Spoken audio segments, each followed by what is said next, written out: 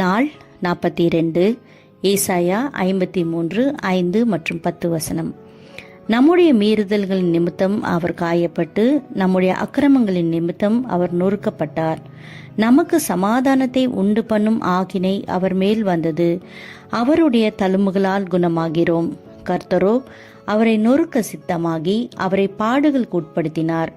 அவருடைய ஆத்துமா தன்னை குற்ற நிவாரண பலியாக ஒப்பு கொடுக்கும்போது அவர் தமது சந்ததியை கண்டு நீடித்த நாளாயிருப்பார். கர்த்தருக்கு சித்தமானதை அவர் கையினால் வாய்க்கும். ஆமென்.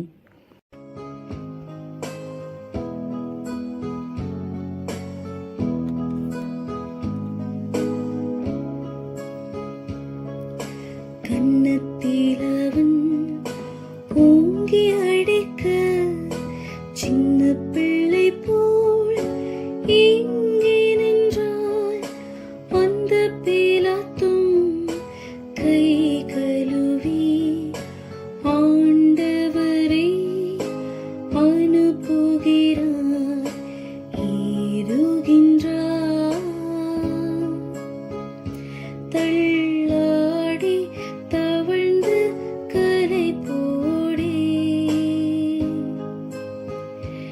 என் இயேசு குருசை சுமந்தே,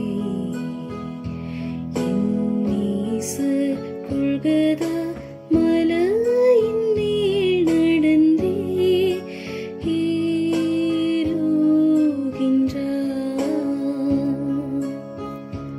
கிறிஸ்துவுக்குள் அருமையானவர்களே, இன்றைய நாளின் நம்முடைய சிந்தனை பொருள் நமக்காக அடிக்கப்பட்ட இயேசு. அவர் சிலுவையிலே பட்ட துயரங்கள், உபாதைகள் என்ன என்பதை நாம் இந்த நாளிலே 7 சிந்தனைகள் மூலமாக நாம் இந்த நாளிலே சிந்திப்போம். முதலாவது, அவர் தலையில் குட்டப்பட்டார். மத்தேயு 26:67. அப்பொழுது அவருடைய முகத்தில் துப்பி அவரை குட்டினார்கள் என்று வேதம் சொல்கிறது. இரண்டாவது, அவர் முகத்தில் துப்பப்பட்டார். மார்க்கு 15:19. அவரது சிரசில் கோலால் அடித்து அவர் மேல் துப்பி முழங்கால் படியிட்டு அவரை வணங்கினார்கள் என்று வேதம் சொல்கிறது. மூன்றாவது, அவர் கன்னத்தில் அறையப்பட்டார். மத்தேயு 26:67, 68 வசனங்கள். லூக்கா 22:64 வசனம். சிலர் அவரை கன்னத்தில் அறைந்து, கிறிஸ்துவே, உம்மை அடித்தவன் யார்? அதை சொல்லும் என்றார்கள். நான்காவது, அவர் வாரினால் அடிக்கப்பட்டார். யோவான் 19:1 வசனத்திலிருந்து 3 வசனம் வரை.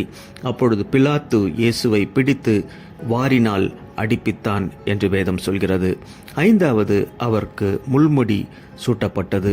யோவான் 19:5 வசனம். இயேசு முள்முடியும் சிவப்பங்கியும் தரித்தவராய் வந்தார் என்று நாம் பார்க்கின்றோம். ஆறாவது, அவர் ஆணியால் துளைக்கப்பட்டார். அப்போஸ்தலர் 2:23 வசனம்.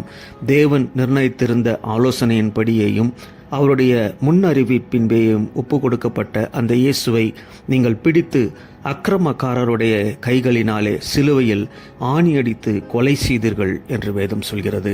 7, அவர் ஈட்டியால் குத்தப்பட்டார். யோவான் 19:34 வசனம். போர் சேவகரில் ஒருவன் ஈட்டியினாலே அவருடைய விலாவில் குத்தினான். உடனே இரத்தமும் தண்ணீரும் புறப்பட்டது என்று நாம் பார்க்கின்றோம். எனவே நமக்காகப்பட்ட துயரங்கள், நமக்காகப்பட்ட உபாதைகள், இந்த வாரத்திலே அவருடைய அனுபவங்களை நாம் உணர்ந்து கொள்வோம், அதில் தியானிப்போம், அவருடைய சமூகத்தில் நம்மை ஒப்பு கொடுத்து ஆசீர்வாதத்தோடு பெற்றுக்கொள்வோம். எங்கள் அன்பின் ஆண்டவரே, இந்த நாளிற்காக நாங்கள் நன்றி செலுத்துகின்றோம்.